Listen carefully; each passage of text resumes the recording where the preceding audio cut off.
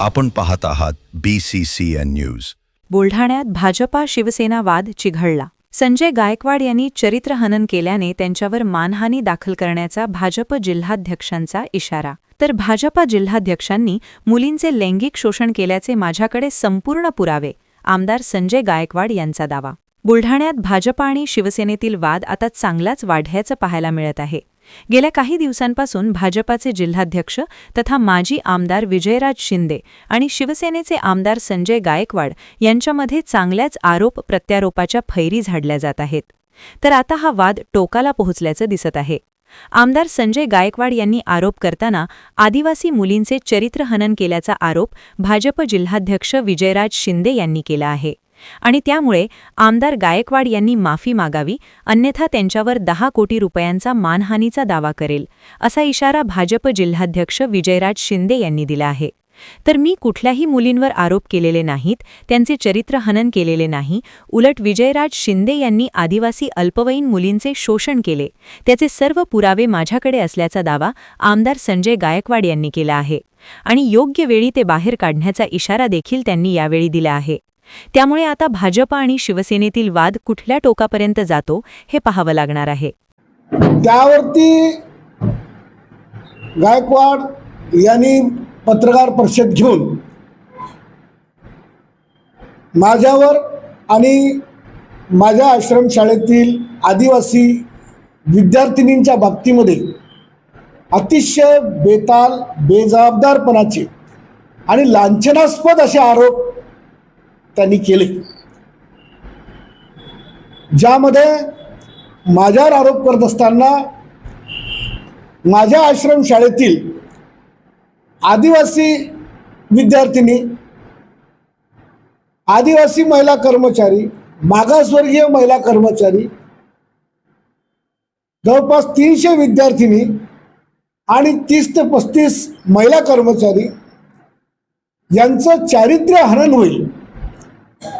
त्यांच्याकडे समाज हा संशयाच्या दृष्टीने पाहिल, ज्यांना समाजामध्ये फिरताना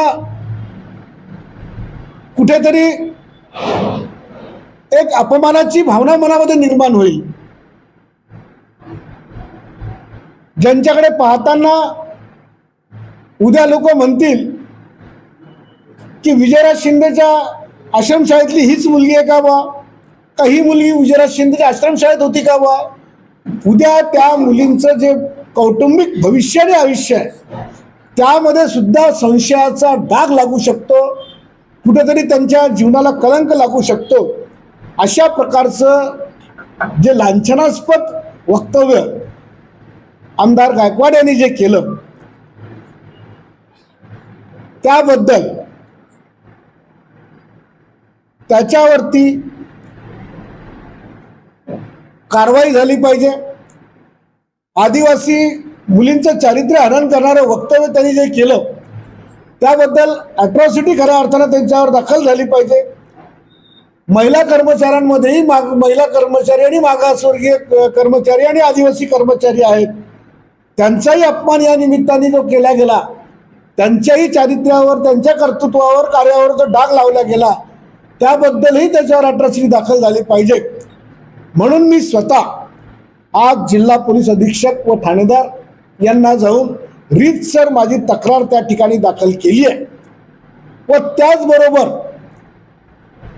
त्यांनी येत्या 15 दिवसामध्ये खऱ्या अर्थानं या बेताल, बेजबाबदार आणि लांछनास्पद वक्तव्याची माफी मागितली पाहिजे.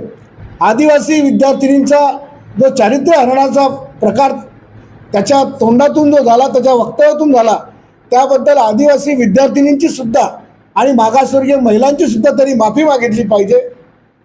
माझ्यावर सुद्धा जे बेजबाबदारपणाचे आरोप केले त्याची सुद्धा माफी मागितली पाहिजे. अन्यथा मी गायकवाडवर 100 कोटीचा अब्रू नुकसानीचा दावा दाखल करणार आहे, हे आजच्या पत्रकार परिषदेमध्ये मी आपल्या सर्वांना सांगू इच्छितो. मी जो काही आरोप केला होता, मी तो काही चुकीचा किंवा खोटा किंवा राजकीय द्वेषातून केलेला नव्हता. मी वास्तव बोललेलो होतो. आता तो शिंदे इतका हुशार आहे आपल्यावर येणारा आरोपाकरता तो आदिवासी महिला कर्मचाऱ्यांची ढाल करायचा प्रयत्न करून राहिलेला आहे की आमच्या शाळेतल्या 30 कर्मचारी महिला पुरुष आमचे 300 मुलींचा अपमान केला. अरे त्यांच्या अपमानाचा प्रश्न नाहीये. त्या राजे मंगल कार्यालयामध्ये ज्या ज्या मुली अतिशय 10-15 मुली त्या काही सज्ञान नव्हत्या, त्यांचं तुम्ही शोषण केलेलं आहे. ॲट्रॉसिटी कायदा तुमच्यावर दाखल व्हायला पाहिजे, पास्को तुमच्यावर दाखल व्हायला पाहिजे. आणि याचे माझ्याकडे सगळे पुरावे आहेत, सगळे पुरावे आहेत. आणि मी पुराव्यानिशी देईल. सगळ्यांना माहिती आहे याच्या आश्रमशाळेमध्ये काय काय चालायचं. काही एक मुलगा शाळेचा गेटमध्ये पडून गेला तर तो आरोपी नव्हता, पण पोलिसांचा वेळ होऊन की त्यांनी त्याला आरोपी केला. आणि एका मुलीचा कंडोम फाटला होता, ती प्रेग्नेंट राहिली, या विजयाने तिचा हे केला, डिस्करेज केला, यानेच अल्पवयीन मुलीचा केला. आणि ज्यावेळेला एका समिती नेमल्या गेली, त्या समितीनं ज्यावेळेला तपासणी केली त्या 43 नंबरच्या पानावर काय म्हटलं होतं, अ ब क मध्ये स्पष्ट नमूद करण्यात आले की संस्थाचालक शिक्षक संस्थेच्या इतर शाखेतील कर्मचारी यांचे अनैतिक संबंध आश्रमशाळेतील महिला शिक्षक कर्मचाऱ्यांसोबत आहे. हा अहवालाचं 27 नंबरचं पान विजयाचं काय केलं, पैसे दिले. ठीक आहे, मी नाही बोलत, हा शासनाचा अहवाल आहे. त्याच्यामुळे मी जे काय आरोप केले, माझा एकही आरोप चुकीचा नाहीये. आणि राहिला माफी मागायचा विषय, त्या चोट्याची मी तर माफी कधीच नाही मागू शकत.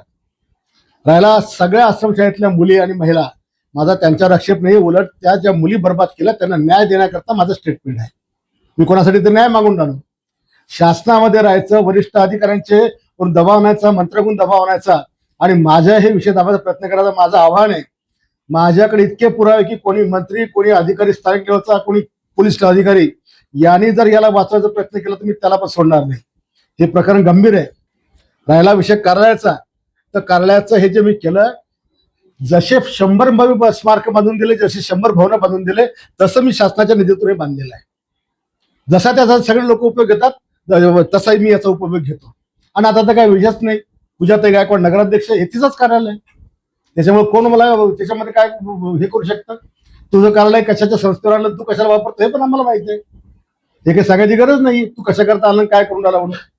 त्याच्यामुळे माफी मागण्याचा तर प्रश्नच येत नाहीये. 100 कोटी टाक का 1000 कोटी टाक, संजय गायकवाडला काही फरक पडत नाही. आणि मी हे सिद्ध करून दाखवेन.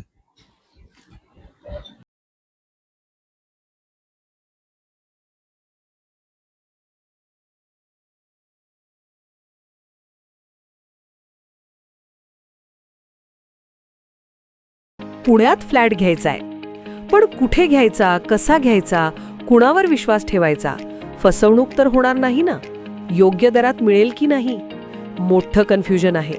चला तर मग सर्व कन्फ्युजन दूर करण्यासाठी संपर्क साधूयात सारंग अहेर यांच्या रेरा रजिस्टर्ड ड्रीमोरा रियालिटीशी.